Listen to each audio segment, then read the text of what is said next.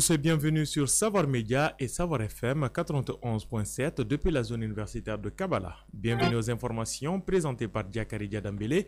La mise en onde est assurée par Khalilou Magasuba. Voici les titres de ce journal. Les partis politiques sont au rendez-vous le jeudi 12 janvier prochain avec le ministère en charge de l'organisation des élections au Mali, celui de l'administration territoriale et de la décentralisation.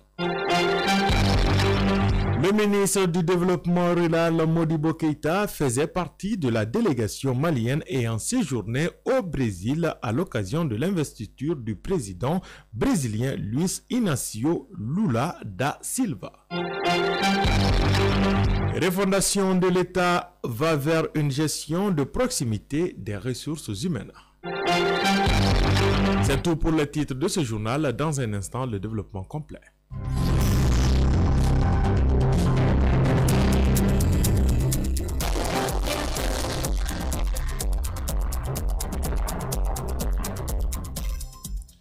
Une fois de plus, bonjour à tous et bienvenue. Comme annoncé dans les titres, l'agriculture des entreprises brésiliennes intéressées par le potentiel malien.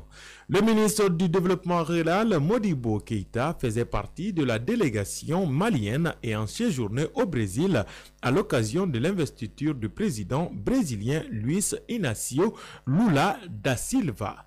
Modibo Keïta a saisi l'opportunité de son séjour dans ce pays connue par la dynamique de son secteur agricole pour entretenir le lundi dernier avec deux entreprises privées et une organisation gouvernementale brésilienne, avec pour objectif développer et approfondir les relations de partenariat et de coopération avec elles afin de permettre à notre pays d'atteindre l'autosuffisance alimentaire.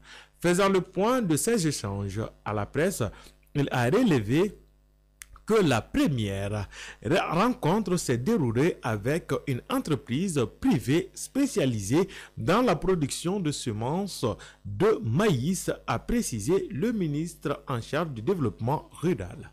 Modibo Keïta a ajouté que cette société souhaite nouer des partenariats avec le Mali qui pourront aboutir au transfert de technologies à notre pays. L'entreprise a été invitée à Bamako afin de rencontrer les techniciens en vue de déterminer les contours de la future coopération, a-t-il expliqué.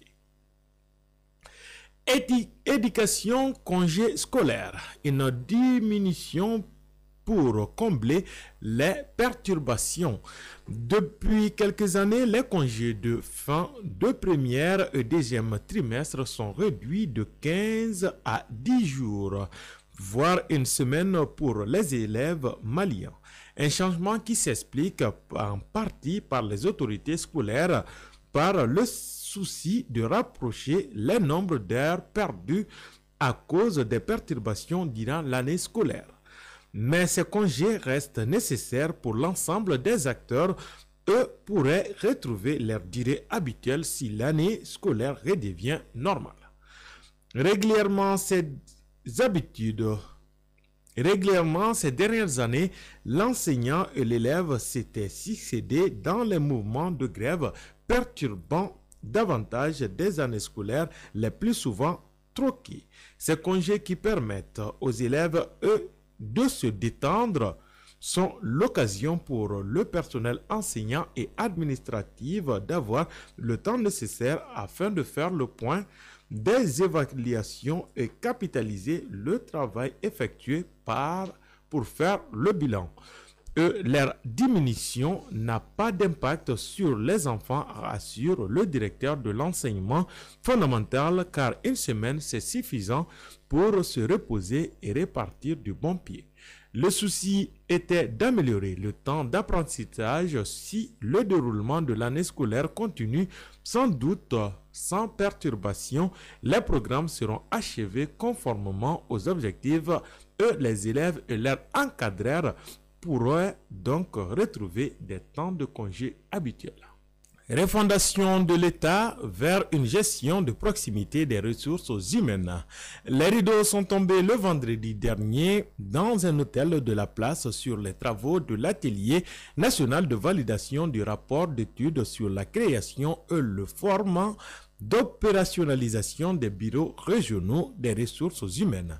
La cérémonie de clôture a été co-présidé par le ministre de la Refondation de l'État chargé des relations avec les institutions Ibrahim Ikassa Maïga et le ministre du Travail, de la Fonction publique et du Dialogue social, Madame Diawara Awapol Diallo.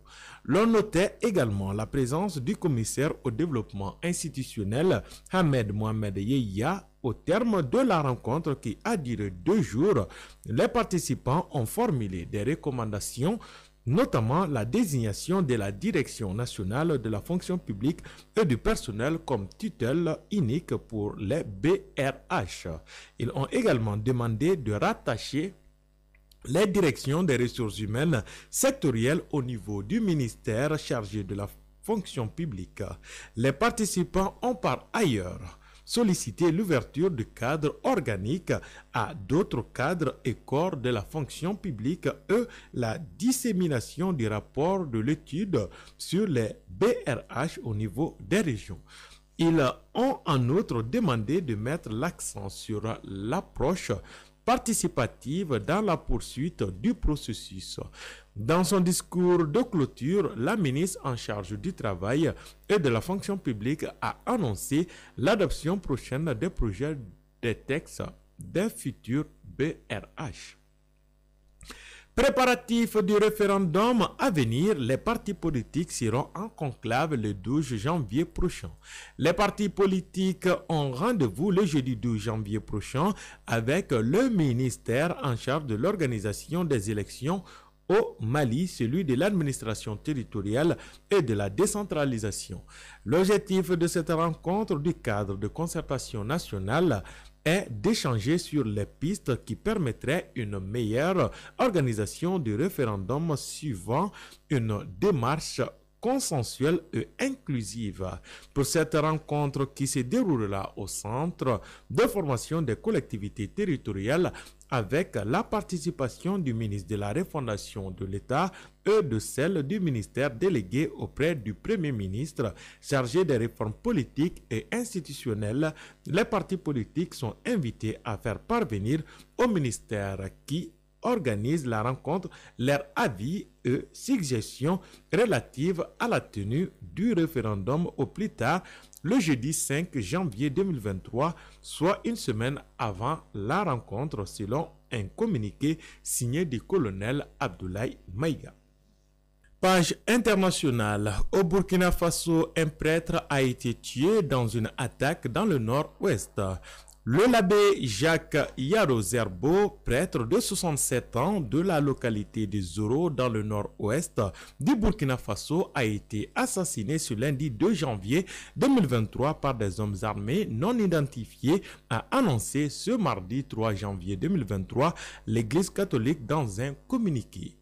L'Église souligne que le religieux a été tué par des hommes armés non identifiés à Soro dans le diocèse de Dédougou, dans la région de la boucle du Mouhou, dans le nord-ouest du Burkina Faso, en proie aux attaques terroristes. Une source sécuritaire locale a expliqué à l'agence Anadolu que le prêtre a été tué sur l'axe Dédougou-Gassan. Il a été intercepté lundi par des individus armés qui l'ont exécuté selon la même source. Au Sénégal, peine de 6 mois de prison ferme pour 2 députés de l'opposition. Les députés sénégalais Massata Samba et Mamadou Niang de la coalition Yehi Askanwi de l'opposition ont été condamnés le lundi 2 janvier 2023 à une peine d'emprisonnement ferme de 6 mois pour avoir agressé en pleine session parlementaire leur collègue Ami Ndiaye de la coalition présidentielle. Le tribunal des flagrants délits à Dakar, qui a reconnu les parlementaires coupables, 2 coups de blessure volontaire ayant entraîné une ITT de 23 jours a aussi, dans son verdict, infligé une amende de 5 millions de francs CFA à payer solidairement à la plaignante. Page Sport.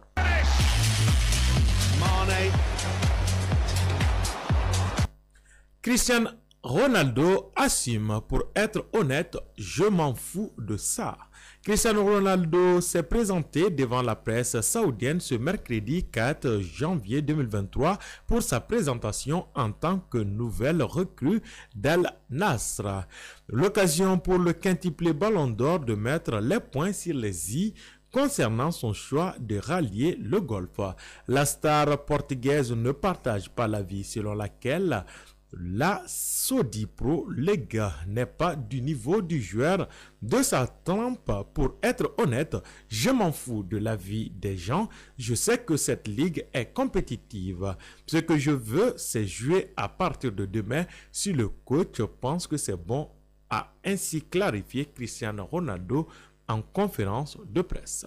Nous bouclons ce page sport avec Arteta qui avertit le conseil d'administration d'Arsenal après un match nul face à West Ham. Le manager d'Arsenal, Mike Arteta, a prévenu que le club ne pouvait gaspiller aucune fenêtre après le match nul 0 but partout contre Newcastle mardi soir.